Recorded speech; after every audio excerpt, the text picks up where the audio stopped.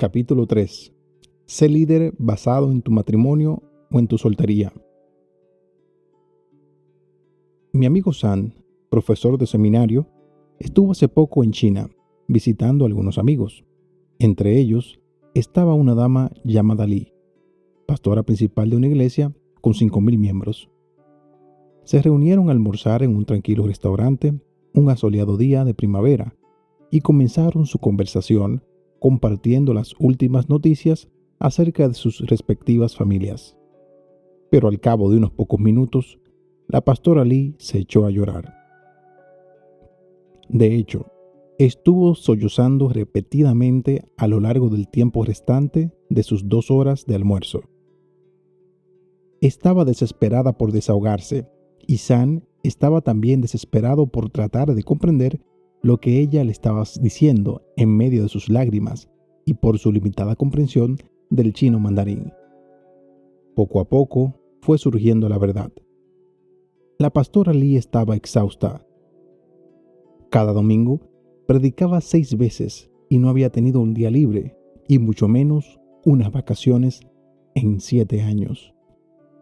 Además de eso, daba un curso de teología sistemática en un seminario cercano. A su único pastor auxiliar no se le permitía predicar, porque no estaba ordenado. En un momento de la conversación, sonó su teléfono celular. Era una llamada de uno de sus feligreses. Sam esperó pacientemente, tomando su café. 10 minutos más tarde, ella volvió a la conversación. Mi teléfono celular está a la disposición de todos a todas horas del día y de la noche, dijo quejándose. Está encendido toda la noche para que la gente pueda hablar conmigo. Una vez más se le aguaron los ojos. Sam le recomendó que apagara su teléfono por las noches para poder dormir. La pastora Li se sonrió y le contestó con dureza. Supongamos que alguien necesita mi ayuda a las 2 de la mañana.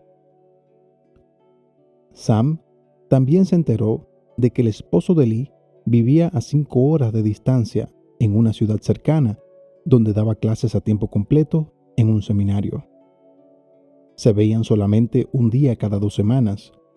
Sus hijos adolescentes estaban en Estados Unidos estudiando.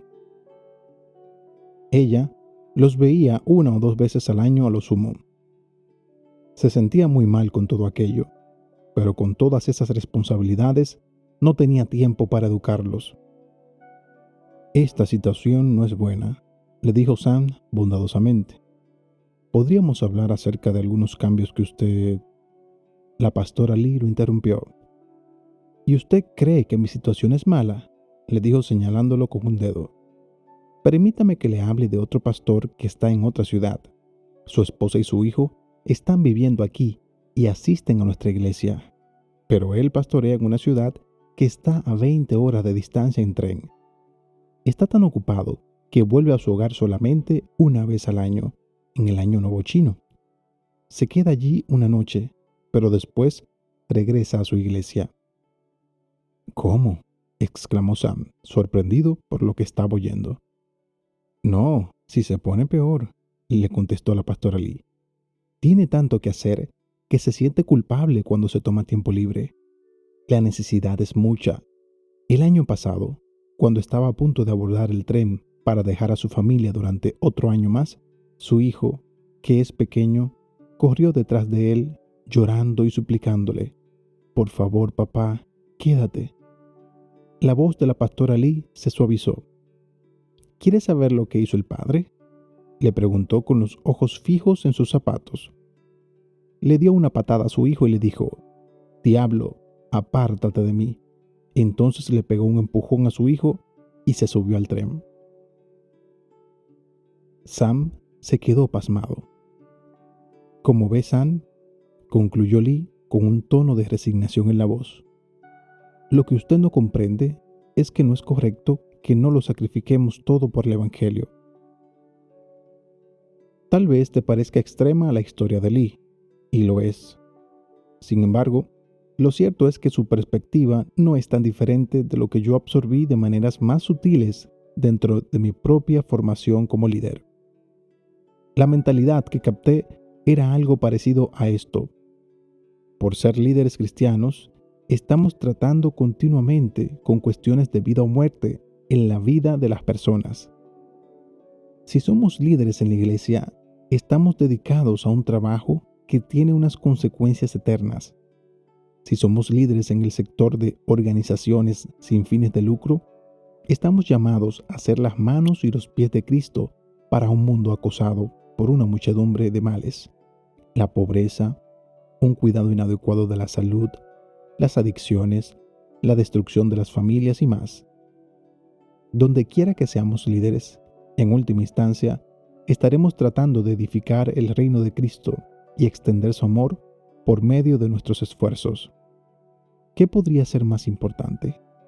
¿Cómo podríamos pensar siquiera en reservarnos y tener nuestra propia vida cuando el mundo se encuentra en medio de una necesidad tan desesperada? ¿Te parece familiar esa línea de pensamiento? Es interesante que no se hablara mucho sobre la cuestión de la forma en que encaja la soltería o la condición de casado en este sacrificado llamado al liderazgo, pero yo sí pude recoger unos pocos mensajes acerca de este tema a lo largo del camino. Duplica tu ministerio para Dios. Cuando tenía unos 20 años, asistí a 4 conferencias diferentes para estudiantes sobre el tema de nuestra misión. El propósito de esas conferencias era animar y preparar a los estudiantes para que consagraran su vida a servir a Cristo en algún lugar del mundo, o para atender alguna necesidad crítica en Norteamérica. En especial, tengo un vívido recuerdo de una conferencia durante la cual uno de los pastores dijo con voz de trueno: si se van a casar, asegúrense de casarse con alguien que duplique su ministerio, no que lo corte por la mitad. Nadie lo había dicho con tanta franqueza anteriormente, pero era el mismo mensaje que yo ya había captado acerca del matrimonio cristiano y la soltería. Mis jóvenes amigos y yo salimos de allí con la clara comprensión de que nuestra prioridad en la vida consistía en extender el reino de Dios. Si nos casábamos, entonces era necesario que lo hiciéramos para servir a ese objetivo. En el lado positivo, muchos conferencistas sí insistieron en lo importante que era no estar unidos en yugo desigual con alguien que no compartiera nuestra dedicación a Cristo. Era una buena advertencia, pero un fundamento demasiado débil para integrar el matrimonio o la soltería con el liderazgo en el ministerio. Así que yo oré para pedirle al Señor una mujer que hiciera que mi impacto para Él fuera doble. Dios respondió esa oración cuando conocí a Jerry.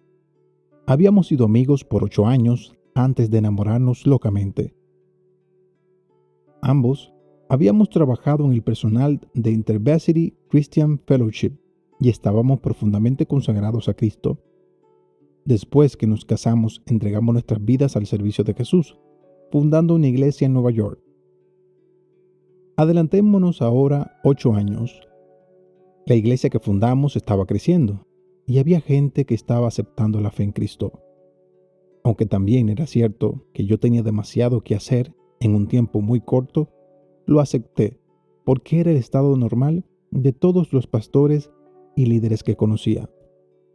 Pero durante ese tiempo fue que se desarrolló la tristeza de Jerry hasta convertirse en una fuerte depresión cuando se encontró dedicada a criar sola a nuestras 4 hijas.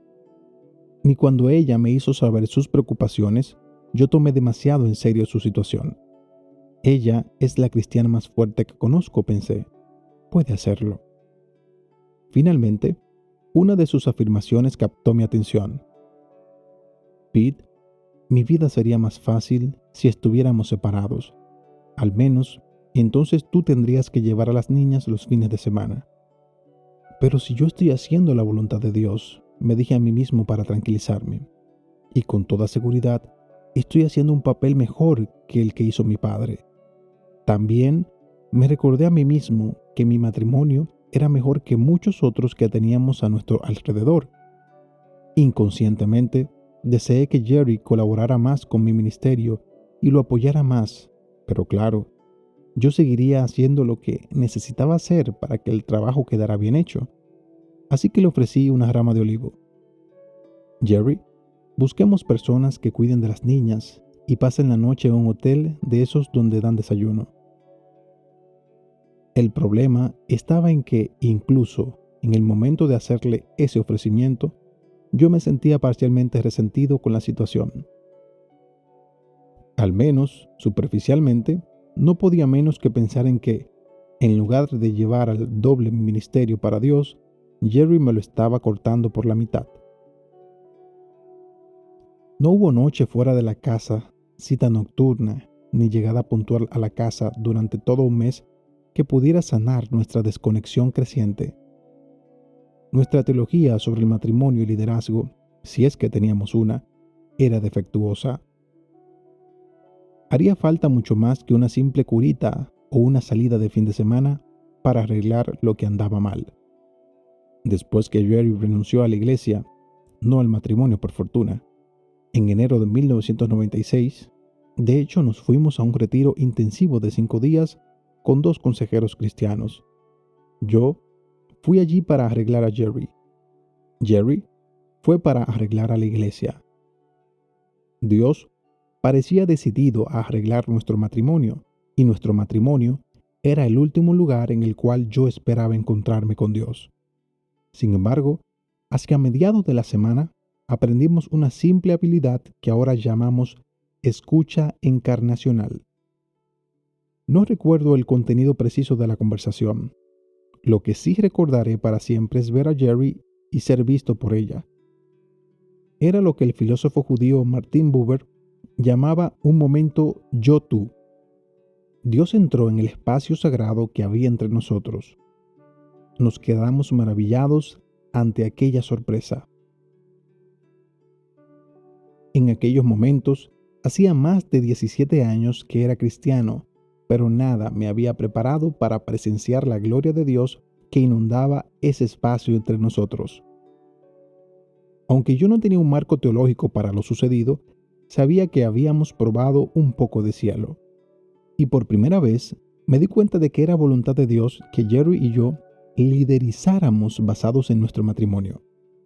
Ese fue el momento que inició el movimiento y ministerio mundial que ahora llamamos espiritualidad emocionalmente sana, o EES, por sus siglas en inglés EHS. Le informé a Jerry que me comprometí a ser líder basado en el gozo de nuestro matrimonio, en el desbordamiento de amor mutuo que habría en nuestra copa. Y si no podía mantener los límites necesarios para impedir que las presiones de la iglesia causaran un impacto negativo en nuestro matrimonio, renunciaría encantado a mi puesto.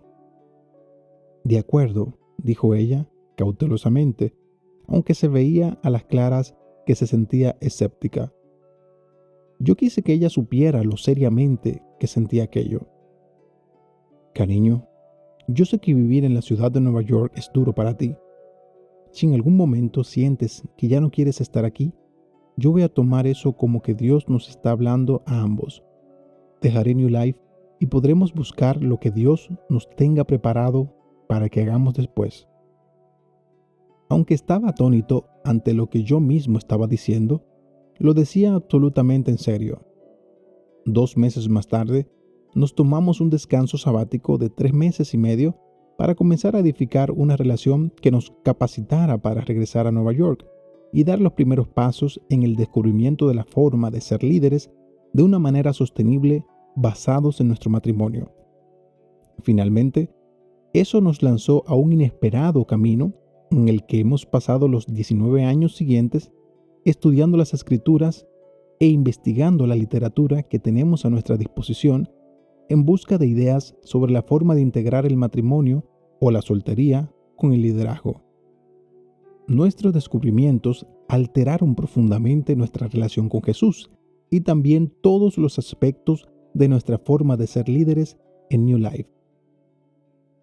La comprensión del matrimonio y la soltería como vocaciones.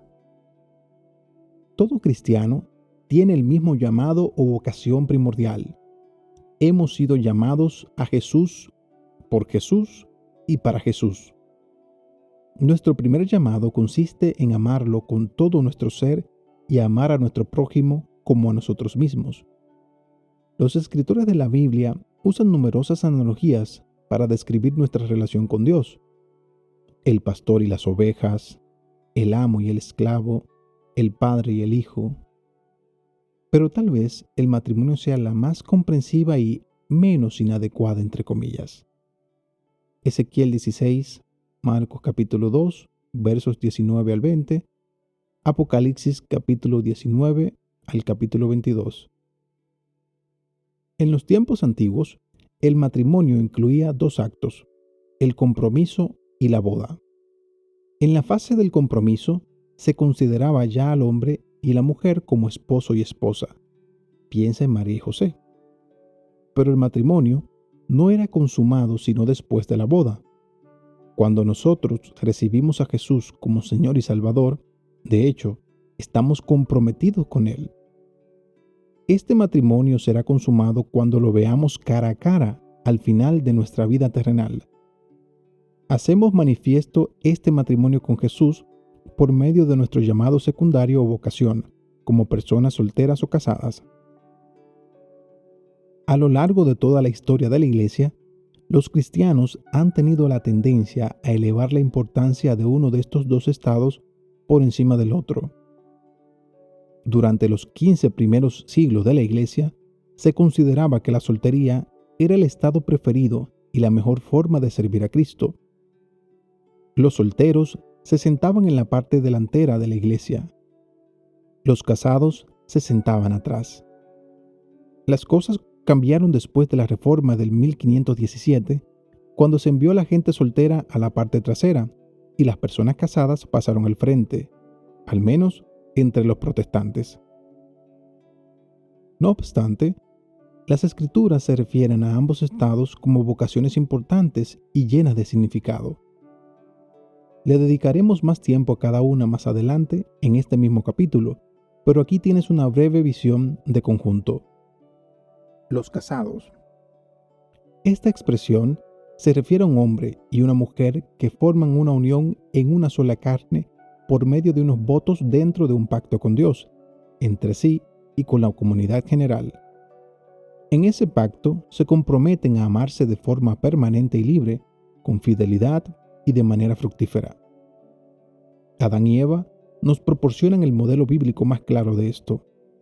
Como pareja en una sola carne, Dios los llamó para que tomaran la iniciativa. Sean fructíferos y multiplíquense, llenen la tierra y sométanla. Génesis capítulo 1, verso 28. Los solteros. Las escrituras enseñan que los seres humanos hemos sido creados para la intimidad y la conexión con Dios, con nosotros mismos y con los demás. El matrimonio es uno de los marcos dentro de los cuales convertimos esto en realidad. La soltería es el otro. Aunque la soltería puede ser escogida de manera voluntaria o impuesta de manera involuntaria, temporal o a largo plazo, como suceso repentino o de desarrollo gradual, la soltería cristiana se puede comprender dentro de dos llamados diferentes. Célibes por voto. Estos son los que hacen voto perpetuo de permanecer solteros y mantener una abstinencia de actividades sexuales toda la vida como medio de cumplir su compromiso con Cristo. Lo hacen voluntariamente y como respuesta a un don de la gracia que les ha sido dado por Dios. Mateo capítulo 19, verso 12. Hoy en día, tal vez con los que estemos más familiarizados como célibes por voto o personas que han hecho el voto perpetuo de castidad, es con las monjas y los religiosos de la Iglesia Católica Romana o en la ortodoxa. Estas personas célibes hacen voto de renunciar al matrimonio terrenal con el fin de participar más plenamente en la realidad celestial que es la unión eterna con Cristo. Célibes por decisión propia. Estos son personas solteras que no siempre han hecho un voto perpetuo de permanecer en ese estado, pero que deciden abstenerse de la vida sexual mientras sean solteras. Su compromiso con el celibato es una expresión de su compromiso con Cristo. Muchos se quieren casar o están dispuestos a esa posibilidad. Tal vez no hayan conocido aún a la persona correcta o estén posponiendo el matrimonio para asentarse en una profesión o seguir estudios superiores. O tal vez sean solteros a causa de un divorcio o por el fallecimiento de su cónyuge. El apóstol Pablo reconoce a estos célibes consagrados en su primera epístola a la iglesia de Corinto, 1 Corintios capítulo 7. La comprensión de la soltería y del matrimonio como llamados o vocaciones debe formar parte de nuestra comprensión de nosotros mismos y de la labor que realizamos como líderes. Toda nuestra vida de líderes debe dar testimonio del amor de Dios al mundo, pero lo hacemos de maneras distintas si somos casados o si somos solteros. Las parejas casadas dan testimonio de la profundidad del amor de Cristo. Sus votos los enfocan y limitan a amar a una sola persona de manera exclusiva, permanente e íntima. Los solteros, ya sea por voto o por dedicación, dan testimonio de la amplitud del amor de Cristo. Puesto que no están limitados por un voto a una sola persona, tienen más libertad y más tiempo para expresarle el amor de Cristo a una amplia cantidad de personas. Tanto los casados como los solteros señalan hacia el amor de Cristo y lo revelan, aunque de maneras diferentes. Ambas clases de personas necesitan aprender unas de otras acerca de estos aspectos diferentes del amor de Cristo. Es posible que este concepto sea radicalmente nuevo para ti, pero déjame explicártelo.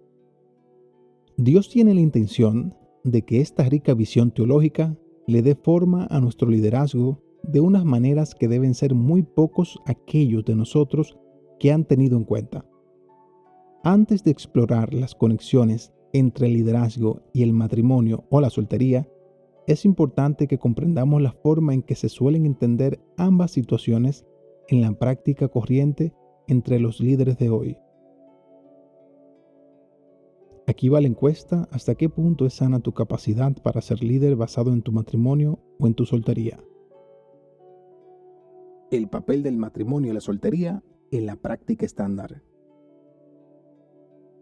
Asistí a 2 excelentes seminarios teológicos y viajé continuamente para participar en las mejores conferencias sobre liderazgo cristiano que se ofrecían en Estados Unidos. En ningún momento durante ese tiempo se habló del tema de la integración del matrimonio y la soltería al liderazgo. Tal vez un conferencista famoso animaba a aquellos de nosotros que estábamos casados a tener una noche de cita con la esposa, una tarde especial con nuestros hijos o una vacación bien planificada, pero hasta ahí llegaba todo, más o menos. No se hablaba de la sexualidad más que para dar alguna advertencia ocasional: no lo hagan fuera del matrimonio. Por ejemplo, se daba por sentado que los líderes casados sabían tener una relación sexual con sus cónyuges que les diera vida. Y se hacía muy poco esfuerzo, si es que se hacía alguno, para reconocer o incluir a sus cónyuges en las reuniones sobre liderazgo. Con el tiempo, el mensaje sin palabras que recibí acerca del matrimonio y el liderazgo decía algo como lo siguiente: Pete, busca primero el reino de Dios. Edifica la iglesia y todo lo demás te será añadido. Esto comprende una iglesia y una familia bendecidas. Lo que necesitas es tener un matrimonio o una vida de soltero estable para poder tener un ministerio fuerte y también estable. Por eso, no tiene nada de sorprendente que mi primera prioridad fuera la de ser un pastor innovador con un ministerio en crecimiento. Mientras no estuviera metido en alguna aventura amorosa, no estuviera jugando con la pornografía, ni me hubiera casado con alguien que se quejara públicamente de mí o amenazara con dejarme, todo estaba bien. El mismo principio era aplicable a los ministros solteros. Mantén tu moralidad, pero tu principal prioridad es edificar el ministerio y extender el reino de Dios. Si poca era la preparación que se daba para ayudar a los líderes casados, menos aún era la que se les facilitaba a los líderes solteros. La conexión entre la soltería y el liderazgo era mencionada muy pocas veces, si es que se llegaba a referir.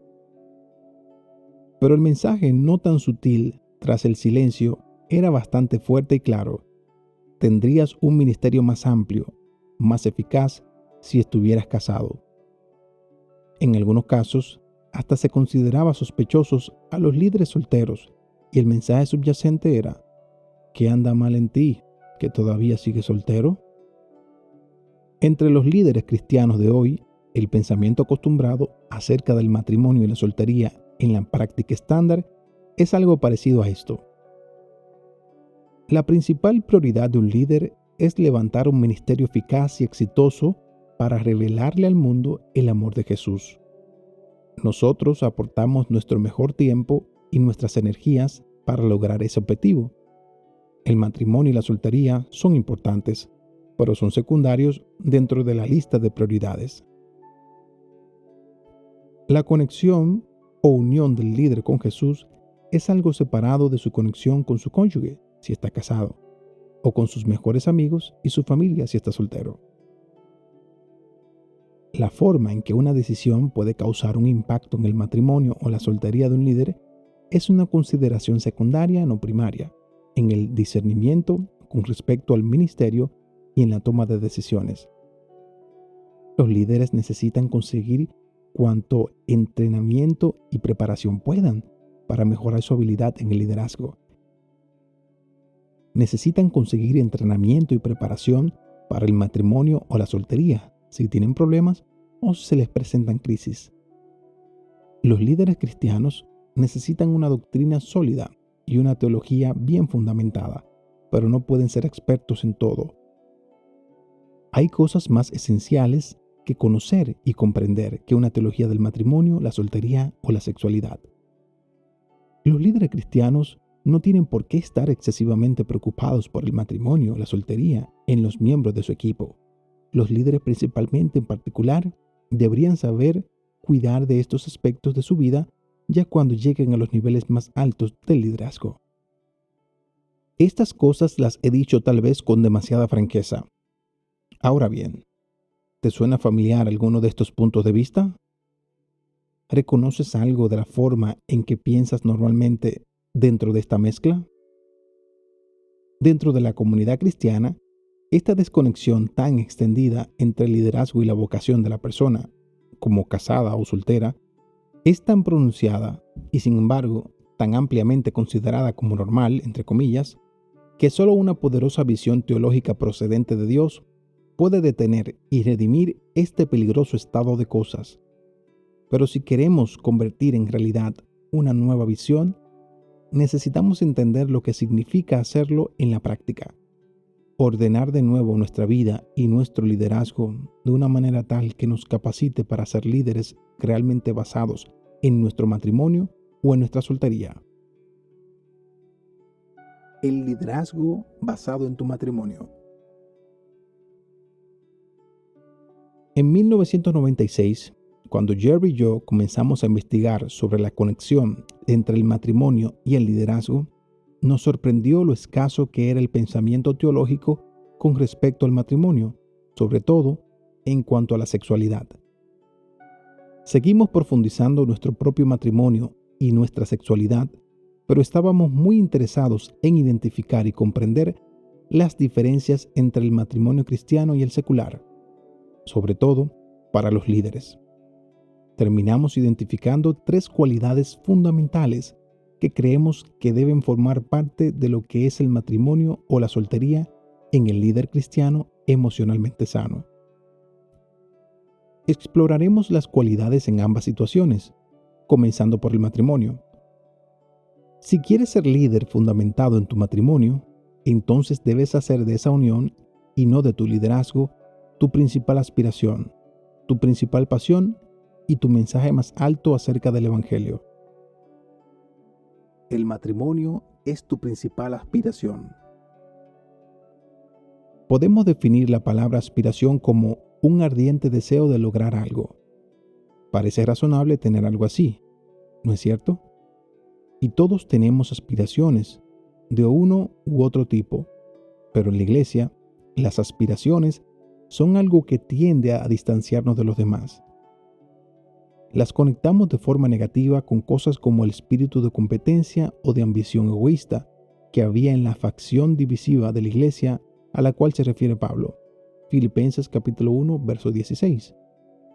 Sin embargo, las aspiraciones pueden ser una buena cosa, en especial cuando nos motiva a buscar lo bueno, lo verdadero y lo hermoso. La primera aspiración de los líderes cristianos casados debe pasar del liderazgo de nuestra iglesia, organización o equipo, al amor apasionado a nuestro cónyuge. Debemos cultivar un fuerte anhelo por hacer visible lo invisible, el amor de Jesús por su iglesia, en y por medio del amor que nosotros le tenemos a nuestro cónyuge. Entonces, guiaremos basados en el desbordamiento de ese amor. En otras palabras, tendremos amor extra para repartir, entre comillas. Ese amor es el desbordamiento de los cuidados, la conexión y la sensación de bienestar que recibimos el uno del otro. Cuando los cristianos nos casamos, hacemos un voto que es parte de un pacto y en el cual prometemos a amar a nuestro cónyuge de una manera fiel, gratuita, fructífera y para siempre.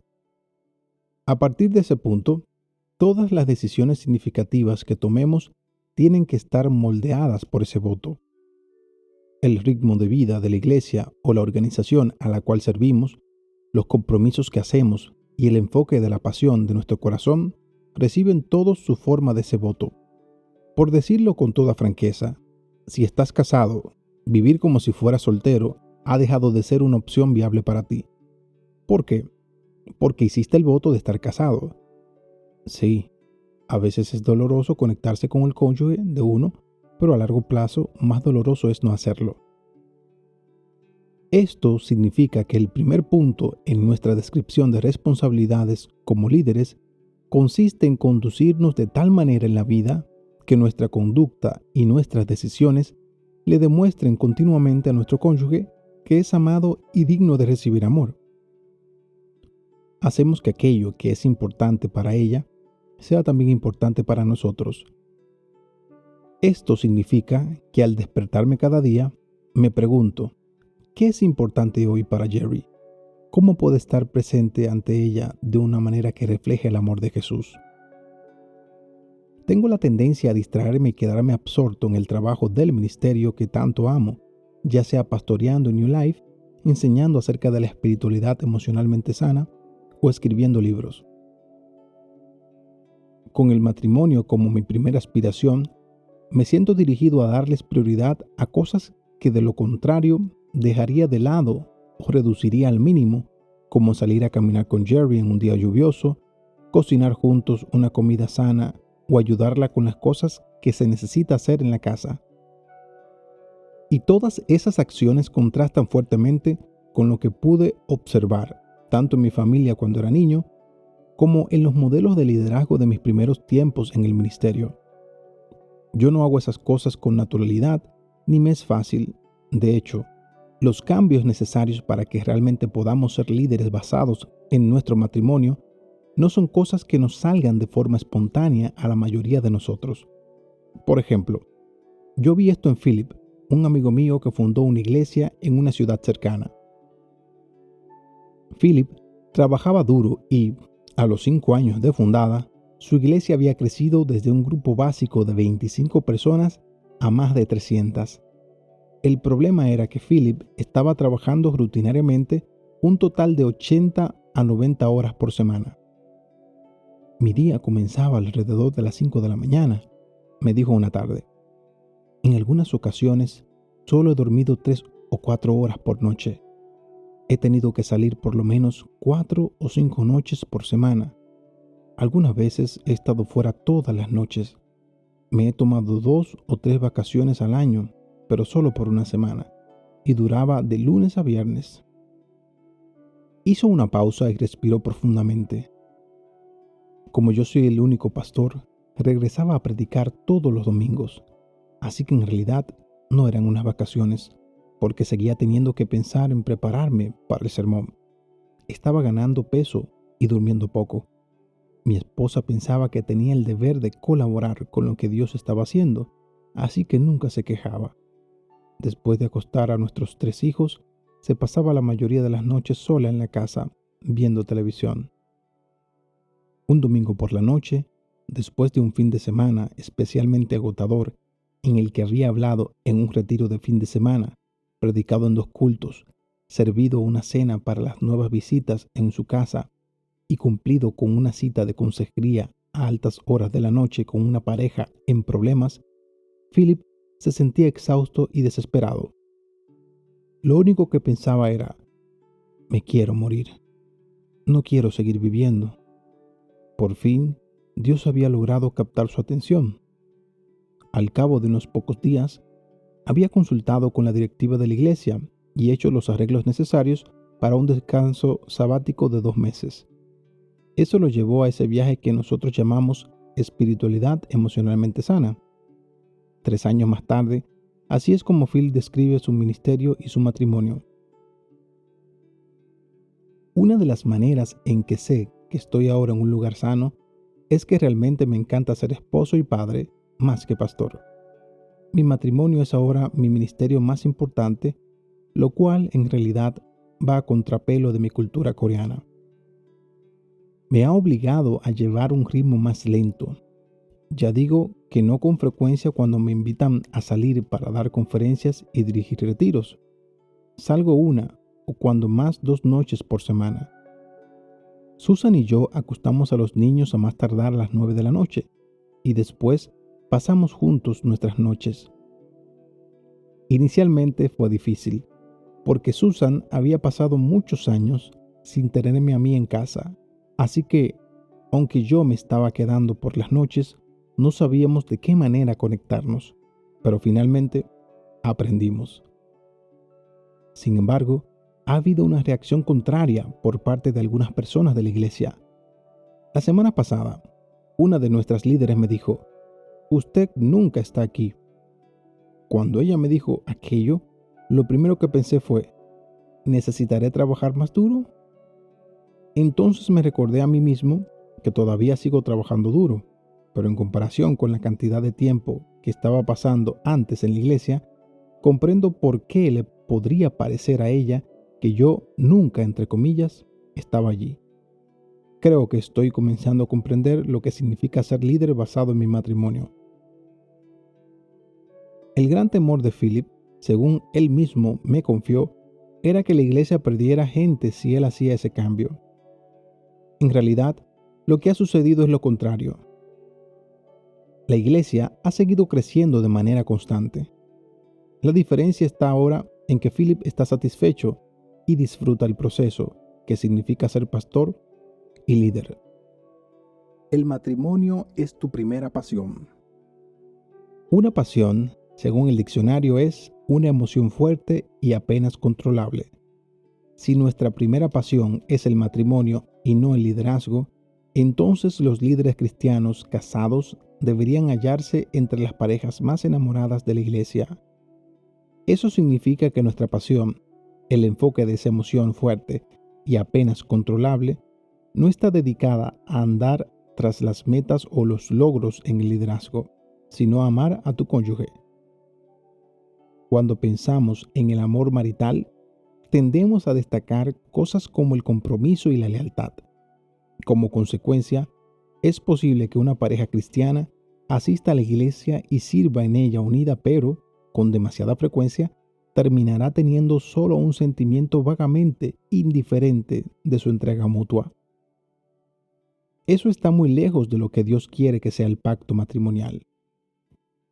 Dios nos ama con un amor ágape, fiel y perseverante. No obstante, su amor en el pacto que tiene con nosotros también se caracteriza por el eros, la palabra griega que identifica a un amor que se expresa en la pasión sexual. Esto significa que el amor de Dios por nosotros es ardiente y loco en cuanto a su deleite. Él está loco por nosotros. Reflexiona en los siguientes textos de las Escrituras que expresan este aspecto del amor que Dios nos tiene. Se deleitará en ti con gozo, se alegrará por ti con canto. Sofonías capítulo 3, verso 17. Salió corriendo a su encuentro, lo abrazó y lo besó. El texto griego indica que lo besó repetidamente. Lucas capítulo 15, verso 20. ¿Cómo podría abandonarte? Dentro de mí, el corazón me da vuelcos y se me conmueven las entrañas. Oseas capítulo 11, verso 8. Padre, así como tú estás en mí y yo en ti, permite que ellos también estén en nosotros. Juan capítulo 17, verso 21. ¿Distingues la pasión en el amor de Dios hacia nosotros? Esa misma pasión se debe reflejar en todos los matrimonios cristianos, pero en especial en los de los líderes. Nosotros debemos amar a nuestro cónyuge como lo ama Dios, con dedicación y compasión. Al hacerlo, estaremos dando ejemplo del amor de Jesús por nuestros equipos y por aquellos a quienes servimos. La mayoría de las parejas son apasionadas cuando están comprometidas. No podemos dejar de pensar el uno en el otro. Día y noche nos preguntamos cómo nos podemos entregar al futuro cónyuge. Nos atrae sexualmente, nos saca de nuestro egoísmo para llevarnos a un enfoque centrado en la otra persona. Sin embargo, esa pasión no tiene por qué disminuir a medida que pasen los años y las décadas. Al contrario, Dios quiere que se haga más profunda y madura. En realidad, la pasión es central en nuestra vocación matrimonial. Su propósito consiste en señalarnos algo que se halla más allá de nosotros, en ofrecerles a los demás una prueba y una imagen del mismo amor apasionado que Dios tiene hacia el mundo. Lamentablemente, la mayoría de las parejas se vuelven menos apasionadas y menos sexuales después de su matrimonio, en especial cuando uno de los cónyuges vive consumido por sus tareas de liderazgo. Muy pocos hemos sido preparados para tener un matrimonio apasionado y floreciente. Esperamos que eso suceda de manera natural. Las cosas no son así. Es necesario cultivarlo. En ese caso, la pregunta es, ¿cómo? ¿Cómo cultivamos un matrimonio apasionado, sobre todo dentro del contexto del liderazgo? Hay 3 cosas que nos permiten a Jerry y a mí hacer del matrimonio, y no del ministerio, nuestra primera pasión. Orar para pedir pasión, hacer de la pasión una práctica espiritual deliberada y apoyarnos mutuamente. Orar para pedir una pasión mayor. Jerry y yo tenemos el hábito de orar, solos y a veces juntos, para pedir una pasión mayor. Inicialmente, yo traté de mantenerme apasionado sin la oración, pero descubrí que era incapaz de sostener esa pasión con mis propias fuerzas. La oración liberaba el poder del Espíritu Santo en nuestro matrimonio, y eso es lo que lo ha cambiado todo. Para resistirnos a la tentación de volvernos apáticos en nuestra pasión, necesitamos un poder que proceda de fuera de nosotros. Nosotros le pedimos gracia a Dios para vivir en el amor, día tras día, tratando de estar presentes el uno con el otro de la misma forma en que Dios está presente con nosotros. En este sentido, la oración lo ha cambiado todo. Por medio de ella, el Espíritu Santo nos mantiene pensando el uno en el otro a lo largo del día. La oración también nos mantiene centrados en el corazón de Dios y en su amor por el mundo. Oramos para que otros puedan ver nuestro apasionado amor mutuo, experimenten una revelación y digan, vaya, así es como Jesús me ama a mí. Nosotros hacemos del cultivo de la pasión una práctica espiritual deliberada. Nos comprometimos a desnudarnos físicamente y a la unión, con regularidad, como práctica espiritual y proclamación de que la mayor importancia la tiene nuestra vocación matrimonial. Buscamos apartar 20 minutos al día para estar desnudos y sin avergonzarnos, cada cual en los brazos del otro. Génesis capítulo 2, verso 24. La meta no es llegar a una relación sexual. Sencillamente, nos queremos sentir apasionadamente conectados entre nosotros, tanto física como espiritual, emocional e intelectualmente. Esa práctica espiritual de 20 minutos también sirve para cultivar una atmósfera de atracción sexual entre nosotros. El matrimonio es diferente a todas las demás relaciones. Nosotros somos más que una pareja de grandes amigos con unos valores similares. Somos más que compañeros de trabajo para Cristo. Lo que hace distinto nuestro matrimonio es nuestra relación sexual.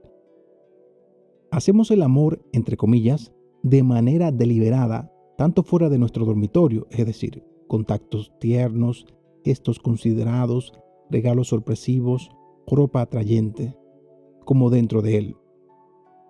Esta práctica de piel con piel se desborda hacia toda nuestra vida, invadiendo todos nuestros días y nuestras actividades. ¿Tenemos siempre el 100% del éxito en estos esfuerzos? No.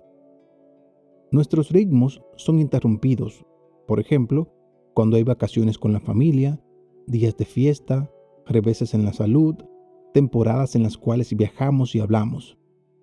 De todas formas, con el matrimonio firmemente establecido como nuestra primera pasión y no el liderazgo, lo natural es que sea algo que esté constantemente en nuestros pensamientos y en nuestros corazones. Hablamos acerca de la pasión, hacemos planes para que haya pasión y oramos para pedir pasión. Y añadimos a nuestros pensamientos acerca de la pasión y a nuestra usual disciplina de 20 minutos una importante práctica final: el apoyo mutuo. Nos apoyamos mutuamente de forma deliberada. Durante nuestra práctica espiritual de la desnudez física acostumbrada, nos apoyamos deliberadamente entre nosotros. Alguien dijo que uno encuentra lo que busca. Busca faltas y encontrarás faltas. Busca belleza y encontrarás belleza. El apoyo sincero y constante es uno de los obsequios más grandes que uno de los cónyuges le puede dar al otro. Cuando uno busca en el otro bondad y belleza, decimos sinceras palabras vivificantes al otro. Nos convertimos en Dios con piel, entre comillas, para ambos. Las palabras de apoyo sanan heridas, cubren vergüenzas y comunican la forma en que Dios nos ve, como algo infinitamente valioso y digno de amor. En cambio, una corriente continua de críticas nos va quitando la vida a nosotros y a nuestras relaciones. Se convierte en una de las grandes asesinas de la pasión. Cuando yo le hablo de manera deliberada a Jerry sobre las cualidades que encuentro atractivas en ella, ya sean físicas, emocionales, espirituales o relacionales, no solo me siento diferente con respecto a ella, sino que ella se siente más cerca de mí y más segura cuando estoy con ella. El hecho de recibir de Jerry unas palabras de apoyo puede constituir todo un reto para mí a veces, por lo escasas que eran en mi familia de origen. Sin embargo, Dios ha usado las palabras de ella para recordarme el Evangelio y cómo me ve Él a mí. Unas palabras deliberadas de apoyo a tu cónyuge, sobre todo cuando conoce sus fallos mejor que ninguna otra persona en la tierra, es uno de los mayores regalos que le puedes dar. También contribuye de una manera enorme a aumentar la pasión. Dios sabe que estamos en nuestros mejores momentos cuando vivimos en una atmósfera de pasión mutua. Somos más generosos, más pacientes y más propensos a perdonar. Cuando nunca nos saciamos con lo que recibimos el uno del otro, vemos el mundo a todo color, no en blanco y negro. El matrimonio es tu mensaje más fuerte sobre el Evangelio. La mayoría de los líderes cristianos piensan que el mensaje más fuerte que predicamos ante el mundo le llega por medio de nuestras palabras o del servicio que les prestamos a los demás en el nombre de Jesús. En mis primeros años de ministerio, yo pensaba que fundar una iglesia y predicar sermones eran mis maneras más fuertes de comunicar el mensaje del Evangelio. Cuando digo que el matrimonio es el mensaje más fuerte que puede dar un líder sobre el Evangelio, quiero decir que un matrimonio cristiano señala más allá de sí mismo, hacia algo más importante, hacia Cristo. Como tal, el matrimonio es una señal y un prodigio. Cuando Jesús transformó el agua en vino, se dice que esta fue la primera de sus señales milagrosas. Ese milagro señalaba a Jesús el Mesías como el mejor vino, que había sido reservado hasta que llegara la plenitud de los tiempos en la historia. En Caná estaba sucediendo mucho más que el simple hecho de convertir el agua en vino. Ese milagro señalaba hacia Jesús como el vino que nunca se acaba, que siempre satisface y que ahora se desborda en una exorbitante abundancia. El apóstol Pablo hace esta misma conexión en el texto que probablemente sea su declaración más importante acerca del matrimonio.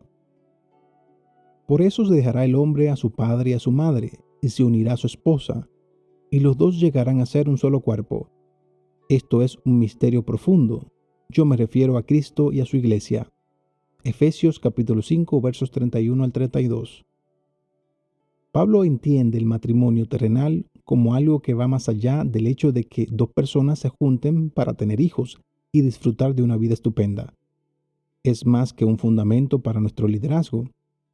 Él ve el matrimonio como una señal y un prodigio en dos maneras distintas. Tal como dijimos anteriormente, el amor matrimonial hace visible la forma en que Dios ama al mundo, total, fiel, libre y fructíferamente. Para los cristianos, el amor entre los esposos tiene la misión de revelar cómo ama Dios al mundo. El matrimonio terrenal apunta a nuestro destino eterno, en el cual estaremos perfectamente unidos y realizados en su amor. El apóstol Pablo lo considera como una señal profética del banquete de las bodas del Cordero, Apocalipsis capítulo 19 al capítulo 22. Por eso Jesús dijo que en el cielo no hay matrimonio. Una vez que lleguemos, la señal habrá dejado de ser necesaria. Mateo capítulo 22, verso 30. Habremos alcanzado nuestro destino, el matrimonio con Cristo, y disfrutaremos de una celebración de bodas que durará para siempre. En ese caso, ¿qué significa esto en la práctica? ¿Cómo convertimos los líderes cristianos el matrimonio en el mensaje más fuerte sobre el Evangelio entre todos los que predicamos? Cuando pasé de una visión no vocacional del liderazgo, yo soy un líder que además estoy casado, a una visión vocacional, soy un líder basado en mi matrimonio, varias cosas cambiaron. Adquirí una conciencia más fuerte de mí mismo, en primer lugar, como el esposo de Jerry, no como el pastor Pete. Acepté el llamado de Dios, que quería que fuera Dios con piel entre comillas para Jerry, tratando de estar presente y sensible con ella, como lo estoy con mi propio cuerpo. Mi definición en el liderazgo se vio transformada más allá de un simple hacer crecer la iglesia para alimentar un matrimonio apasionado que se desborda hacia el resto del mundo. Mi necesidad de ver apoyada mi capacidad para recibir amor a través de mis logros en el ministerio se disipó cuando experimenté de una manera más plena el profundo amor de Jerry por mí y el hecho de que se complace en mí. En los primeros pasos de bebé que di en esta nueva aventura, reorganicé mis prioridades en el liderazgo de manera que las primeras líneas de mi lista semanal de cosas por hacer tuvieran un aspecto semejante a este. Pasar tiempos a solas con Dios, una lista de momentos y prácticas espirituales para la semana. Invertir en Jerry y en nuestro matrimonio, una lista de momentos y acciones concretas para la semana. Todo lo demás que se relaciona con New Life Fellowship, preparación de los mensajes, reuniones con el personal, preparación de la reunión con la junta, etc. Convertir nuestro matrimonio en nuestro mensaje evangelístico más fuerte no significó que, de repente, Jerry y yo comenzáramos a hacerlo todo juntos. Ni lo hicimos ni lo hacemos ahora. Pero una vez que me decidí a hacer importante para mí lo que fuera importante para Jerry, las cosas cambiaron. Tal vez el cambio más grande en mí fuera un aumento en mi conciencia de Jerry y mi capacidad para estar presente con ella, en especial en los cultos de New Life. En el pasado, una vez que llegaba a la iglesia para los cultos del fin de semana, no pensaba mucho en Jerry, ni la tocaba si estaba cerca de mí.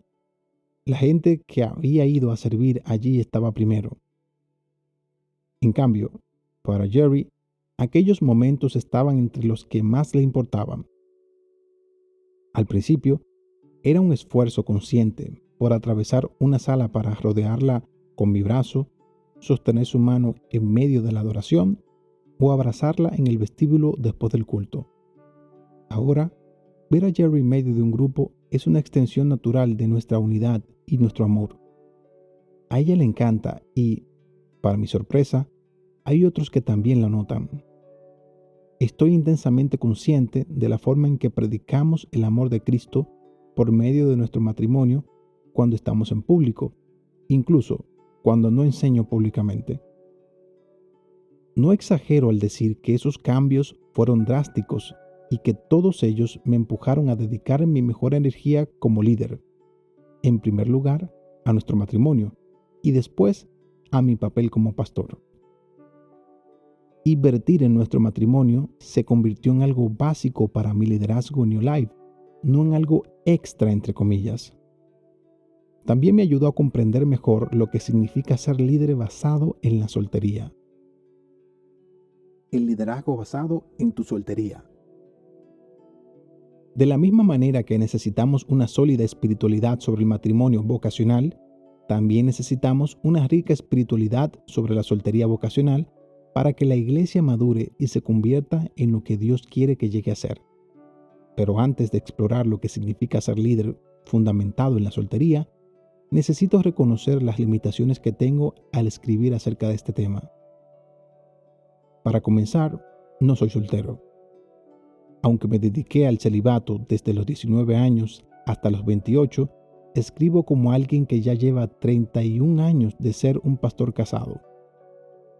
No he experimentado los retos y las complejidades que significa servir durante décadas como líder soltero. No sé lo que es que lo traten a uno con sospechas o como ciudadano de segunda clase por el hecho de ser soltero. Además, procedo de una tradición protestante que, en su mayor parte, no ha sabido desarrollar una teología bíblica de la soltería y mucho menos aplicarla de manera práctica en la iglesia. Y aunque he estudiado la soltería cristiana a lo largo de los años y he hablado con centenares de solteros acerca de su experiencia, sigo estando profundamente consciente de lo mucho que no sé. A pesar de esas limitaciones, escribo para hacer avanzar una conversación significativa y muy necesitada acerca de este tema dentro de la iglesia. Espero con ansias que los líderes solteros se sientan animados a ocupar los lugares que les corresponden por derecho en el liderazgo eclesial y que los líderes casados manifiesten una sensibilidad mucho mayor ante los problemas y las preocupaciones de los solteros, de manera que todos juntos podamos hacer avanzar la causa de Cristo en el mundo. Una vez reconocidas mis limitaciones, me siento seguro al afirmar que si quieres ser líder basado en tu soltería, hay 3 cosas que debes hacer. Actuar con deliberación en cuanto a la clase de soltero que Dios te ha llamado a ser, hacer una soltería sana tu primera ambición, no de liderazgo, y por último, hacer de tu soltería tu mensaje más fuerte acerca del Evangelio. Actúa con deliberación en cuanto a la clase de soltero que Dios te ha llamado a ser. Hoy, cada vez son más los líderes del cuerpo de Cristo que están solteros. Hubo un tiempo en el cual la palabra soltero se refería de manera exclusiva a los adultos jóvenes que aún no se habían casado. En la actualidad, se puede referir también a un papa divorciado de 40 años, a una viuda de 75 o a un hombre de 33 años que toma la decisión de hacer voto de celibato. Esto significa que tenemos cada vez más líderes cristianos que necesitan actuar deliberadamente en cuanto a escoger su vocación como célibes por voto o como dedicados al celibato. Los célibes por voto. Hoy, la mayoría de los que practican el voto de celibato sirven en las órdenes religiosas y las iglesias católicas romanas y ortodoxas. Lamentablemente, se habla muy raras veces sobre el celibato en la mayoría de las iglesias protestantes o se considera como un llamado válido. Sin embargo, esto está cambiando lentamente. En los 200 años pasados, ha habido una especie de redescubrimiento de las enseñanzas bíblicas acerca del celibato vocacional y ha ido resurgiendo esta práctica en la iglesia protestante en el mundo entero. Jesús fue el primero en reconocer el concepto de un celibato por voto o consagrado, y lo hizo en unos tiempos y una cultura que lo había considerado como sorprendente. La historia del pueblo judío, su cultura e incluso las enseñanzas del Antiguo Testamento hasta ese momento no les daban un lugar real a las personas que permanecían célibes de manera deliberada. De hecho, se daba tan por seguro que un hombre judío se iba a casar que en hebreo no había palabra equivalente al término soltero. Algunos rabinos enseñaban que no haberse casado a los 20 años era considerado como un pecado. La transmisión del nombre de la familia por medio del hijo varón mayor era considerada literalmente como una cuestión de vida o muerte. No había nada peor que la exterminación del nombre de la familia. La presión por parte de la familia, la sinagoga y la cultura para que el hombre se casara era enorme. Así que ten en mente ese contexto cuando leas estas palabras de Jesús. No todos pueden comprender este asunto, respondió Jesús, sino solo aquellos a quienes se les ha concedido entenderlo. Pues algunos son eunucos porque nacieron así, a otros los hicieron así los hombres, y otros se han hecho así por causa del reino de los cielos. El que pueda aceptar esto, que lo acepte. Mateo capítulo 19, versos 11 al 12. Jesús les contestó: ustedes andan equivocados porque desconocen las Escrituras y el poder de Dios. En la resurrección, las personas no se casarán ni se darán en casamiento, sino que serán como ángeles que están en el cielo. Mateo capítulo 22, versos 29 al 30. En Mateo capítulo 19, verso 12, la palabra traducida como eunuco no se refiere solamente a un varón que ha sido castrado, sino a toda persona que toma la decisión de no ofrecerle sexualmente su cuerpo a otra. Después de reconocer que algunos son célibes debido a discapacidades físicas y que otros lo son debido a una castración, Jesús abre una categoría totalmente nueva: los que han renunciado al matrimonio por causa del reino de los cielos. Esa es la definición misma de lo que es un celibato por voto. Los célibes por voto reciben un carisma, una capacitación que les da Dios a ciertos hombres y mujeres para que le puedan ofrecer al mundo un don especial de servicio. Estos deciden libremente entregarse a Cristo como un don exclusivo para toda la vida. Al hacerlo, se privan de la señal temporal del matrimonio en la tierra para poder participar ahora más plenamente de la realidad celestial hacia la cual apunta el matrimonio eterno con Cristo. La declaración inicial de Jesús en Mateo 19 aclara que esta vocación les es dada a pocos hombres y mujeres. No todos pueden comprender este asunto, respondió Jesús, sino solo aquellos a quienes se les ha concedido entender. Mateo capítulo 19, verso 11. No obstante, sí existen entre los líderes de nuestras iglesias y ministerios. Tal vez tú pertenezcas a ese pequeño número. Si te estás preguntando si no será ese el caso, te animo a que visites una comunidad monástica cercana a tu lugar de residencia, donde conocerás hombres y mujeres que ya se han comprometido con un voto de celibato. Escucha sus historias y su proceso de discernimiento. Es frecuente, al menos en las comunidades monásticas que mejor conozco, el que se les exija un proceso de discernimiento que va desde los 5 años hasta los 7, antes de hacer el voto perpetuo. De hecho, una de nuestras antiguas líderes de New Life se encuentra en estos momentos en medio de su propio proceso de discernimiento en una comunidad monástica. Si eres soltero, pero no te sientes llamado al voto del celibato, existe otra opción: el celibato por decisión propia, la vocación de la mayoría de los líderes protestantes solteros en la actualidad. Los célibes por decisión propia. Los célibes por decisión propia deciden practicar el celibato mientras permanezcan solteros como parte de su consagración a Cristo. Yo tomé la decisión de ser célibe por decisión propia durante un periodo de 9 años, entre las edades de 19 años y 28. Quería vivir en una entrega total y no permitir que me distrajera ninguna relación, con el fin de crecer espiritualmente y servir a Cristo. El deseo de casarme surgió cuando tenía ya 27 años. Entonces me pregunté, ¿cuál es la mujer más piadosa que conozco? Alguien que sería capaz de seguir a Jesús aunque yo no lo siguiera. La respuesta era fácil.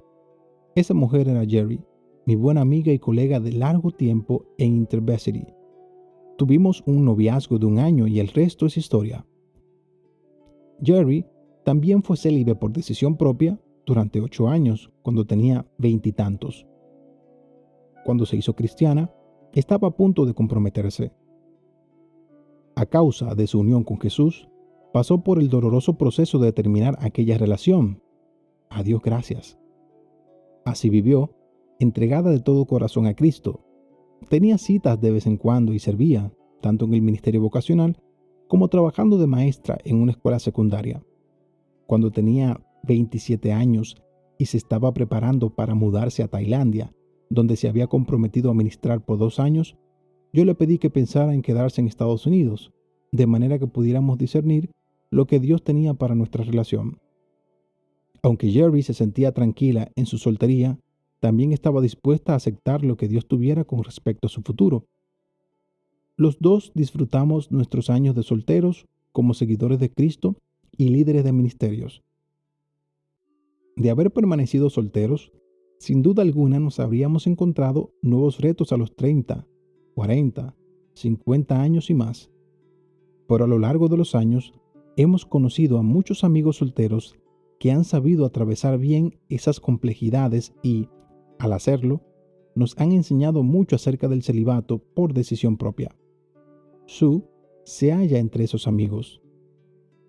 Sue es una líder y maestra talentosa de New Life.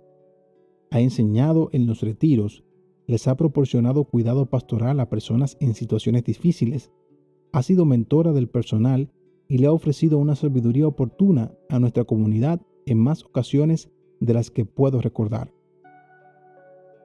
Esta es la forma en que describe su vida.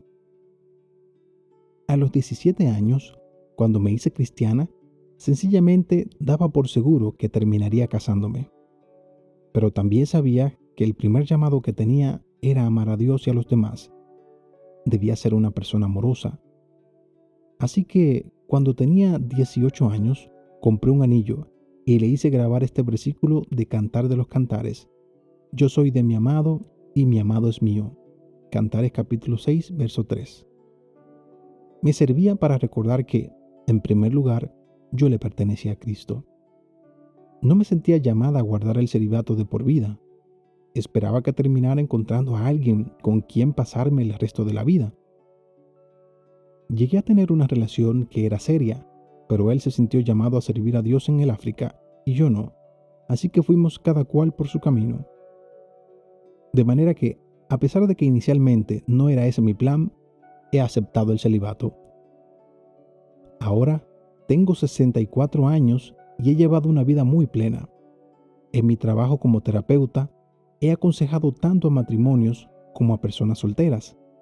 También siento de verdad que tengo muchos hijos, no hijos biológicos, sino personas en las cuales he derramado mi vida a lo largo de los años. Eso me produce un gran gozo y satisfacción. No siento que me haya perdido nada. De hecho, me siento increíblemente bendecida. Porque soy soltera, he estado libre para hacer muchas cosas que de lo contrario me habrían sido imposibles. Tampoco tengo ilusión alguna en cuanto a que el matrimonio cure la soledad. La soledad es parte de lo que significa ser humano. Es la invitación para que le abramos el corazón a Dios de una manera más profunda. Sin embargo, eso no significa que tengamos que llevar una vida solitaria. Incluso, cuando viví sola durante 10 años, tuve el cuidado de invitar gente con frecuencia a mi casa, solteros, matrimonios y familias enteras. Y en los últimos 34 años he compartido mi vida con Bonnie, mi amiga y compañera de casa. La comunidad es una parte muy importante de mi vida, de nuestras vidas. Yo creo que la iglesia es una comunidad. Somos la familia de Dios. No hay razón alguna para que nos sintamos solitarias. Bonnie y yo tenemos cada cual nuestra propia vida, pero también tenemos una vida en común. Mi mensaje a los solteros es este: no vivas como si siempre estuvieras esperando. Vive la vida más plena y gozosa que puedas en el presente. Son muchas las cosas que me encantan en la historia de Sue. Su comprensión de la soledad como parte de la condición del ser humano, su dedicación a la hospitalidad, sus fuertes amistades y, en especial, el que haya estado dispuesta a aceptar un celibato que inicialmente no quería. Si conocieras a Sue, también verías que una de las cosas más hermosas con respecto a ella es lo deliberada y gozosa que es como líder soltera. Es algo que irradia a todos los que la rodean y que refleja realmente el amor de Jesús. Con todo, para la mayoría de los solteros, decidirse a vivir como célibes solteros no es fácil. Emily, misionera para eclesiástica, ha trabajado con estudiantes universitarios y entrenado a otros obreros durante los últimos 30 años. Cuando le pedí que me hablara acerca de su deliberada decisión de ser célibe, esto fue lo que me respondió. ¿Deliberada? Esa palabra es muy fuerte. Yo no quería ser soltera. Esto fue lo que me tocó. Mi pregunta era, ¿y ahora qué hago? No me quería quedar sentada esperando. Quería seguir adelante con mi vida. Mis 30 y tantos años fueron difíciles porque tuve que asistir a una gran cantidad de bodas, siempre preguntándome qué andaba mal conmigo, que todavía seguía soltera. En cambio, las cosas cambiaron después de los 40 años. Cuando cumplí los 40, saqué mi diario y escribí, ¿qué tiene esto de bueno?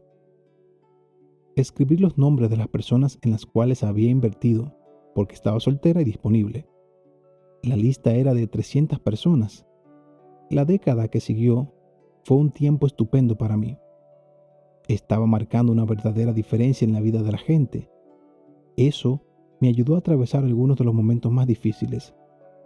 Teniendo ya 52 años, seguía esperando que apareciera un compañero, un acompañante para la tercera edad, alguien que estuviera conmigo. Traté de mantenerme indiferente, como dice Ignacio, sosteniendo mis deseos y anhelos sobre el matrimonio con las palmas de las manos abiertas, no con las manos fuertemente cerradas. Por último dije, Dios mío, ya no voy a orar más por ese asunto. Tú sabes lo que hay en mi corazón. Estoy cansada de orar acerca de eso. A partir de ahora, lo que tú decidas darme, soltería o matrimonio, lo voy a recibir como un don tuyo. En realidad, al que quiero es a ti. Tú eres todo lo que tengo. Después de eso, derramé mis lágrimas de verdadero contentamiento y abandono. Entonces fue cuando comprendí, de una manera más profunda, que mis deseos de casarme eran la expresión externa de mi anhelo interior por el Señor. Aquel momento fue muy significativo para mí. Dios me había llevado a un momento de indiferencia absoluta. Realmente, ya no me importaba si me casaba o no. La historia de Emily hace resaltar 3 verdades acerca de la experiencia de actuar de manera deliberada cuando se escoge el celibato por decisión propia. En primer lugar, ya ella se había comprometido a una vida de amorosa unión con Jesús, cualesquiera que fueran las circunstancias. Hablaremos más de esto en el próximo capítulo. En segundo lugar, actuó de manera deliberada a lo largo de un proceso. El sometimiento al amor y a la voluntad de Dios no es un suceso único de un momento. Emily nos permitió ver el proceso tan humano por el que nosotros pasamos en nuestra vida cuando nuestra voluntad choca con la voluntad de Dios. Y por último, esta vocación, al igual que las demás, conlleva su propia clase única de sufrimiento, y todo eso lo usó Dios para formar a Cristo en ella. Si eres un líder soltero, es muy posible que hayas experimentado alguna de estas verdades, o tal vez todas, en tu propia vida, aunque probablemente no hayas tenido las palabras o el marco necesario para considerarlas como una vocación. O quizás, como Sue y Emily, la elección de un celibato por decisión propia es algo con lo que has estado batallando.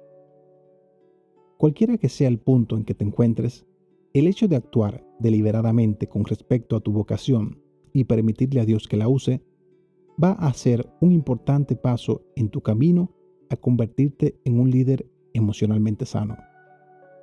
Tu primera aspiración es una soltería saludable. Como recordarás por la sección acerca del matrimonio, la aspiración es un fuerte deseo de lograr algo. La primera aspiración de los líderes cristianos solteros debe cambiar desde guiar una iglesia, organización o equipo hasta invertir en una vida soltera sana. De manera similar a los líderes casados, los solteros son llamados a guiar basados en un desbordamiento de amor. En este caso, el desbordamiento de su relación amorosa con Jesús y del amor que comparte con las personas más relacionadas con Él. Esto significa que el primer punto en tu descripción de responsabilidades como líder soltero es tomar unas decisiones claras destinadas a cultivar una soltería sana. Cada día, cuando te despiertes, pregúntate, ¿qué necesito hacer hoy para ser un líder basado en una soltería sana para Cristo?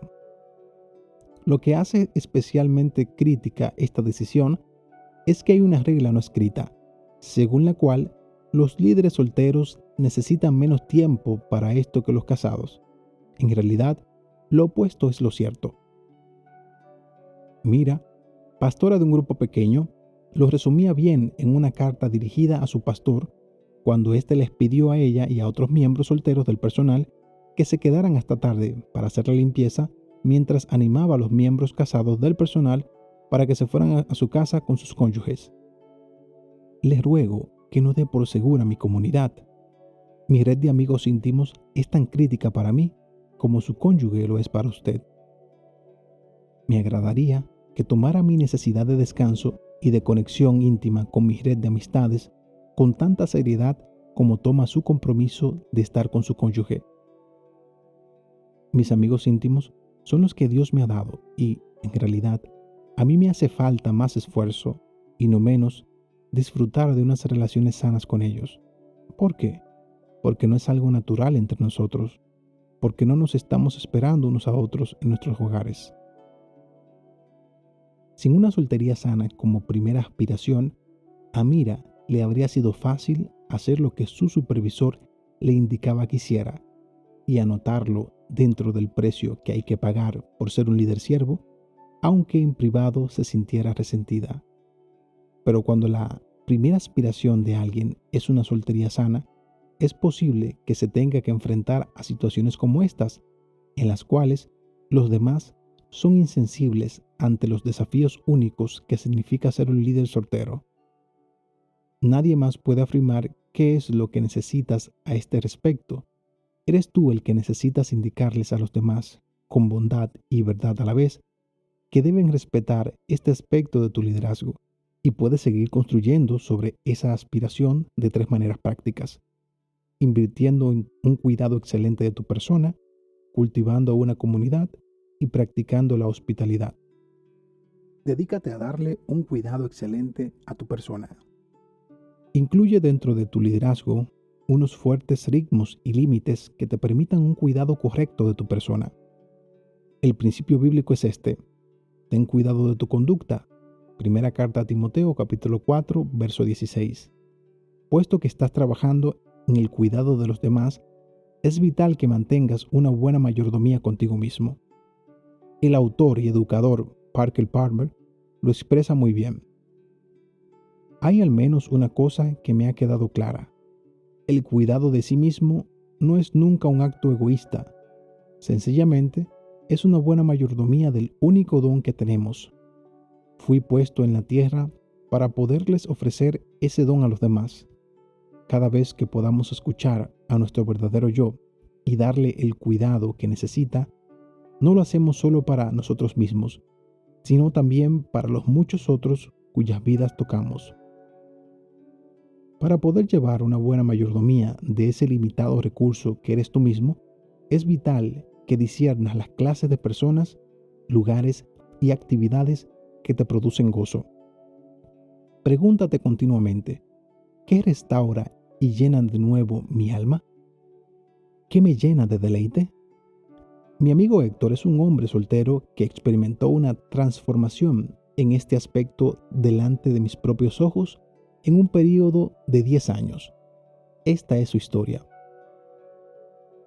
¿Y qué te parecería ser un hijo primogénito de inmigrantes de 41 años de edad y todavía soltero? Aunque no es eso lo que prefiero yo, ni mis padres tampoco, con todo preferiría sentirme feliz, fructífero y soltero con Jesús que casado e insatisfecho, o peor aún, desdichado.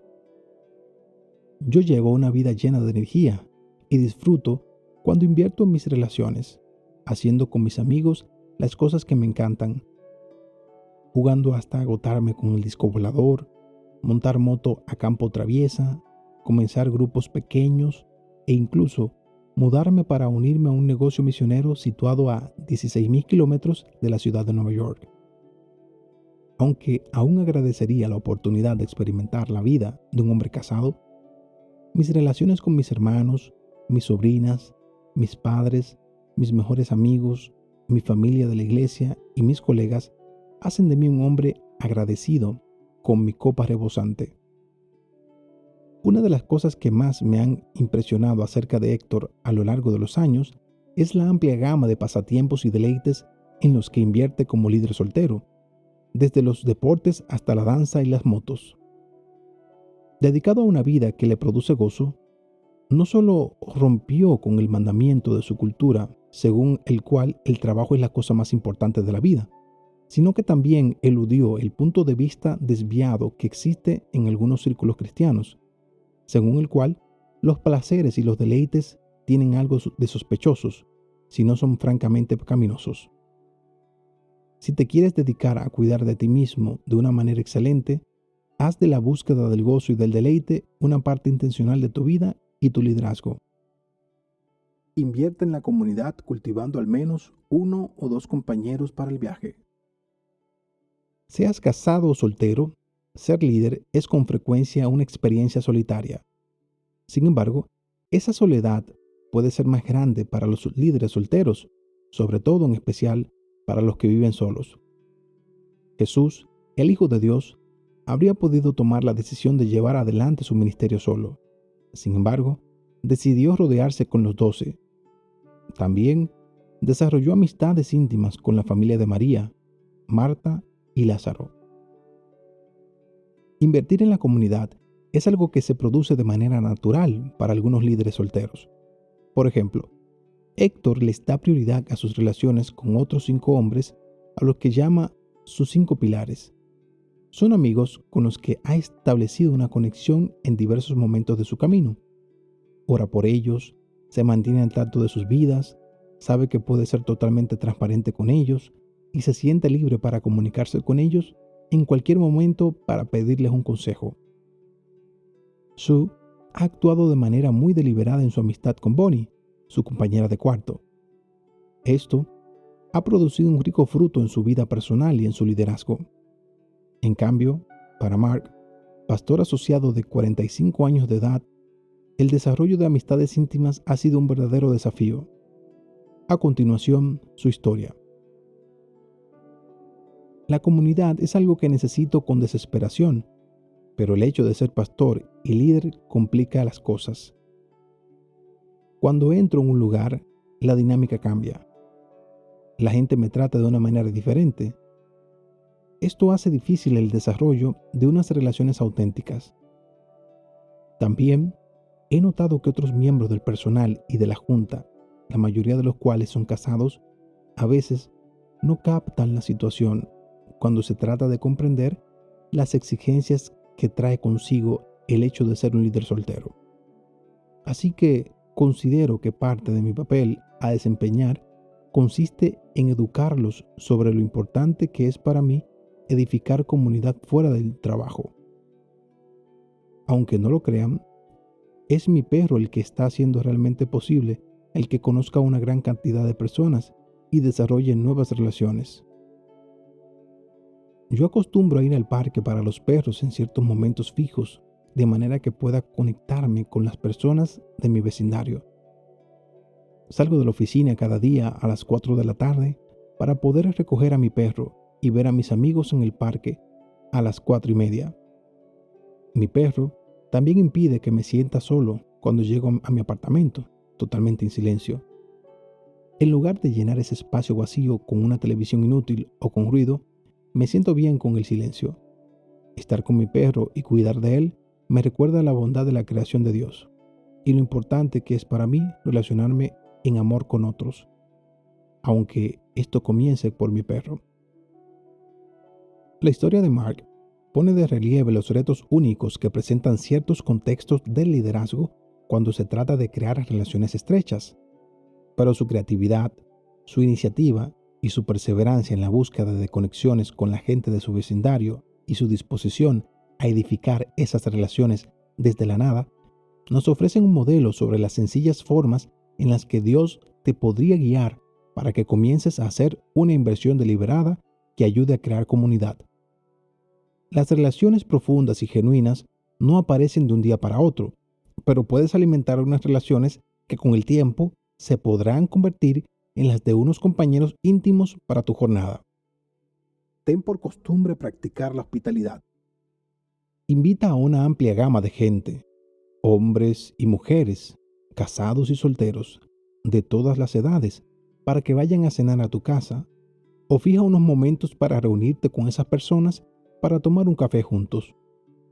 Como Mark vive en un pequeño apartamento de una gran ciudad, ha desarrollado una buena relación con el dueño de una tienda de chocolates cercana. En la tienda de chocolates organiza pequeñas fiestas continuamente para un grupo de 15 a 20 personas. Cada persona paga $20 y disfruta de una selección de comida ligera y chocolate. Mark invita a sus amigos del parque para perros, de su iglesia y de su edificio de apartamentos. Aunque esto le exige tiempo y energía, ha sido un medio excelente tanto para cuidar de sí mismo como para crear comunidad. Además, Mark es brillante en un entretenimiento, su amor por la cocina y por la buena comida, que no tiene nada que ver con su descripción de responsabilidades como pastor. La práctica de la hospitalidad tiene un aspecto diferente para cada uno de nosotros. Sue tiene por costumbre invitar a su hogar a una corriente continua de amigos y de miembros de su iglesia. Emily tiene una serie de compromisos que son los pilares de su vida. Además de reunir a un grupo de damas una vez por semana, participa en retiros de medio año con un grupo de mujeres casadas y solteras. Y todos los sábados por la mañana, a menos que esté de viaje, se encuentra con una buena amiga para tomarse un café. Esos compromisos le han permitido recibir a un gran número de extranjeros y peregrinos, entre comillas. De igual forma, la hospitalidad es una práctica creativa que se adapta con facilidad a nuestras necesidades y circunstancias únicas. La soltería es tu mensaje más fuerte acerca del Evangelio. Recordarás que en la sección acerca del matrimonio mencionamos que la perspectiva de la mayoría de los líderes cristianos es que el mensaje más fuerte que le prediquemos al mundo le llegue por medio de nuestras palabras o tal vez porque servimos a los demás en el nombre de Jesús. No obstante, cuando digo que nuestro mensaje más fuerte sobre el Evangelio es más bien nuestro matrimonio o nuestra soltería para Cristo, quiero decir que nuestra vocación apunta más allá de ella misma hacia algo más importante, hacia Jesús. En este sentido, al igual que el matrimonio, la soltería es una señal y un prodigio. La soltería es una señal y un prodigio, al menos de dos maneras específicas. En primer lugar, como líder soltero, das testimonio de la suficiencia y la plenitud de Jesús a través de tu celibato. No estás entregando tu cuerpo, no te estás enganchando, entre comillas, con nadie. ¿Por qué? Porque estás casado con Cristo. Toda tu persona le pertenece. Esto siempre como el fundamento de tu vida y tu liderazgo. Tu compromiso apoya la realidad de que Jesús es el pan que satisface, aun en medio de los desafíos que significa ser un líder soltero. Cada día que tomas de nuevo la decisión de mantenerte firme en ese compromiso, tu soltería se destaca como una señal contracultural y profética del reino de Dios, tanto para la iglesia como para el mundo. En segundo lugar, si eres un líder soltero que nunca has estado casado ni has tenido hijos, das testimonio de la realidad de la resurrección de una manera única. En este sentido, el celibato consagrado podría ser una forma menos obvia de comunicar el Evangelio, aunque no es menos significativa. El autor Rodney Clapp lo explica de esta forma. Los cristianos solteros son así un testimonio radical a favor de la resurrección. Renuncian a los herederos, la otra única posibilidad de sobrevivir más allá de la tumba, en la espera de que un día sea renovada toda la creación. El cristiano soltero carece de sentido si el Dios de Jesús no es un Dios vivo y verdadero. En otras palabras, nuestra fe en la resurrección de los muertos nos da una perspectiva única sobre lo corta y lo breve que es la vida terrenal. Tenemos nombrados nuestros días a la luz de la eternidad. Salmos capítulo 90, verso 12. Sabiendo que para Dios 1000 años son como un día. Vivimos en la realidad de que Jesús está vivo y que, por eso, nosotros también viviremos con Él para siempre, completos, como miembros de la familia de Dios y la comunión de los santos. ¿Qué significa desde el punto de vista práctico en que los líderes cristianos hagamos de la soltería el mensaje más fuerte que predicamos acerca del Evangelio? Significa que ampliamos nuestra definición del éxito en el liderazgo para incluir la cualidad de ser un líder soltero sano para Cristo. Nuestra meta consiste en experimentar el profundo amor de Dios y el deleite que siente con nosotros por medio de nuestros amigos íntimos, nuestra comunidad y los ricos dones que encontramos en la vida diaria. Al igual que los casados, nosotros también debemos reestructurar nuestra vida, de manera que las prioridades en nuestra lista semanal de cosas por hacer tengan un aspecto semejante a este. Pasar tiempo a solas con Dios, una lista de tiempos y prácticas espirituales para la semana, invertir en mis pocos amigos íntimos y mi comunidad, una lista de los tiempos y las acciones concretas para la semana, practicar deleitarme, por ejemplo, dar una caminata por el campo, correr, practicar el arte, la música, ser socio de un club de lectura, danzar. Todo lo demás que necesito hacer en el liderazgo, preparación de los mensajes, reuniones del personal, preparación de las reuniones de la junta, etc. Reconozco que esta idea de ser líder basado en tu soltería, como célibe por voto o por decisión propia, podría ser una idea nueva para ti. Cada vez que te encuentres en el proceso de los altibajos de decirle que sí a Dios y aceptar para Él tu soltería, te animo a que continúes tu camino aceptando una invitación que se aplica tanto a los casados como a los solteros. Comienza dando un pequeño paso. Puedes estar seguro de que Dios quiere usar tu vocación, de casado o de soltero, para hacer de ti un líder más eficaz. Él te quiere dar la gracia de las aspiraciones, la pasión de centrarte en los demás, la fortaleza necesaria para darle prioridad al cuidado de ti mismo y la claridad acerca de las formas en que tu vida y tu vocación comunican el mensaje del Evangelio. No obstante, la decisión de ser líder basado en tu soltería o en tu matrimonio sí es una decisión radical dentro de la iglesia como fuera de ella. Si decides seguir adelante y hacer los cambios necesarios, sin duda alguna vas a encontrar resistencia o incluso una franca hostilidad. Así que te animo a comenzar con humildad, buscando en oración la dirección de Dios. La oración libera el poder del Espíritu Santo, haciendo posibles las cosas que de otra manera parecerían ser imposibles. Pídele a Dios que te dé una visión sobre la forma en que Él puede usar tu vocación de casado o de soltero para que sea una señal y un prodigio que les señale con claridad a los demás hacia el Señor Jesucristo. Que cree apertura y receptividad en tu cónyuge si eres casado o en tus amigos íntimos si eres soltero, mientras compartes esta visión de ser líder basado en tu matrimonio o en tu soltería, y pedirle que ellos te brinden compañía y apoyo. Que te dé el poder del Espíritu Santo para ayudarte a amar a aquellos que estén más cerca de ti con fidelidad, de una manera productiva e incondicionalmente. Que te conceda su gracia para que te mantengas profundamente conectado con la persona de Jesús durante todo este proceso. Si te ayuda a tener una oración concreta para comenzar, te ofrezco las siguientes oraciones para ayudarte en tu caminar. Yo tengo guardada en mi billetera la oración por las parejas casadas y busco la manera de repetirla cada día. Una oración por las parejas casadas. Señor, concédeme fortaleza para responder a tu llamado de ser una señal viva de tu amor. Haz que mi amor por el nombre de la persona sea como el amor que tú le tienes a él o ella, apasionado, permanente, íntimo, incondicional y lleno de vida. Permíteme estar presente con el nombre de la persona, como tú lo estás con él o ella, de manera que el mundo entero pueda ver tu presencia manifestada en nuestro tierno amor mutuo. Ayúdanos a ambos a mantenernos cerca de ti en el cuerpo de Cristo y sigue alimentando nuestro amor con el tuyo. En el nombre de Jesús. Amén. Una oración por los solteros. Señor, concédeme la fortaleza necesaria para responder a tu llamado de ser una señal viva de tu amor.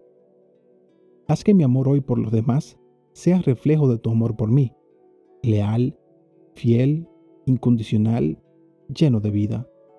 Que esté tan presente para los demás como tú lo estás conmigo, de manera que el mundo entero pueda ver tu presencia manifestada en mi tierno amor por ellos.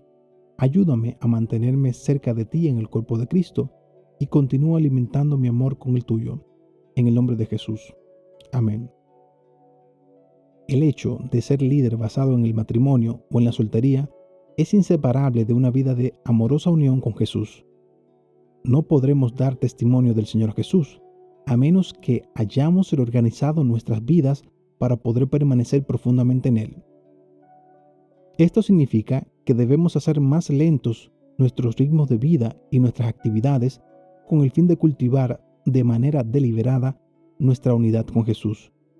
Esto nos lleva de forma natural al tema de nuestro próximo capítulo, disminuir nuestro ritmo de vida para que pueda haber una unión llena de amor. Fin del capítulo.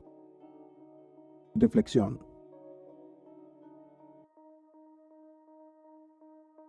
Buenos días, buenas tardes o buenas noches, dependiendo desde dónde y cuándo nos estés sintonizando. Muchas gracias por estar conectado en este círculo privado de lectura. Por si no te habías enterado aún, estamos leyendo el libro de Peter Scazzero, El líder emocionalmente sano. Acabamos de leer el capítulo número 3, que lleva por título Sé líder basado en tu matrimonio o en tu soltería. En cuanto a este capítulo, hay cosas que tenemos que analizar y ponerlo en perspectiva. No soy ni pretendo ser el intérprete del hermano Scazzero. Solo daré mi interpretación de lo expresado por él en este capítulo y resaltaré las cosas en las que concuerdo con él. Con respecto a este capítulo, diré lo siguiente. Entiendo de que el llamado aquí no es un llamado a la vagancia ni a la inactividad, sino al equilibrio. Comprendo el por qué muchos de nosotros podemos tomar un pasaje como Juan capítulo 5, verso 17, donde Jesús nos dice: Mi Padre hasta ahora trabaja y yo trabajo, y sobreocuparnos en cosas de la obra del Señor e irnos al otro extremo de descuidar a nuestra familia, pero también combinándolo con otro pasaje de la Biblia que está en Lucas capítulo 14, versos 25 al 27, que nos dice: Grandes multitudes iban con él, y volviéndose les dijo: Si alguno viene a mí y no aborrece a su padre y madre y mujer e hijos y hermanos y hermanas, y también aún su propia vida, no puede ser mi discípulo. Y el que no lleva su cruz y viene en pos de mí, no puede ser mi discípulo. Asimilo el por qué tomamos esos pasajes como bandera para involucrarnos en actividades bajo el liderazgo de la iglesia, muchas veces de manera sincera y otra irresponsable, ¿verdad? Tratando de buscar almas hacia afuera, pero descuidando las primeras almas que se nos han asignado, ¿verdad? Nuestros familiares, en el caso de que estés casado, es tu esposa o esposo. y si tienen hijos también. Si estás soltero, es tu madre, tu padre, hermanos, etc. Entiendo de que hacemos esto, lo de sobreinvolucrarnos en actividades de liderazgo y descuidando nuestra familia, porque malinterpretamos los textos mencionados. Queremos agradar a Dios con nuestra mente, alma y cuerpo, pero esto no se logrará solamente predicándole a los demás y no dando testimonio en nuestro entorno familiar. Que nuestros seres queridos no quieran escuchar, ya eso no es problema de nosotros, pero que nuestras acciones no los inviten a no querer escuchar. Debemos de ser solteros ejemplares si aún no estás casado, o esposos, esposas y padres ejemplares si estamos casados. Casados o solteros, estás completo en Cristo. Los solteros no tienen que esperar a casarse para tener un liderazgo efectivo o para ser de bendición a los demás, empezando por tu familia. Y los casados no debemos de tomar como excusa el hecho de que estemos casados para no involucrar a nuestra familia en las cosas del Señor, para mostrarles ese Cristo vivo al mundo a través de nuestro matrimonio.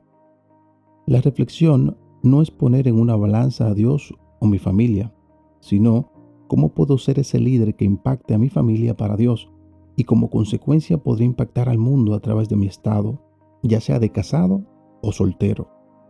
Procuremos estar llenos de su Espíritu Santo y no descuidemos a los nuestros por querer aborrecer, entre comillas, a padres, madres, hijos y cónyuges, que dicho sea de paso, el sentido aquí de esta palabra de aborrecer es amar menos, que no significa odiar en este contexto. Así que a trabajar o a seguir trabajando en la obra del Señor, pero empecemos por nuestra familia y ofrezcamos tiempo de calidad.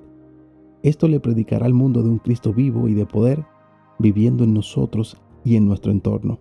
Nos veremos en el próximo capítulo.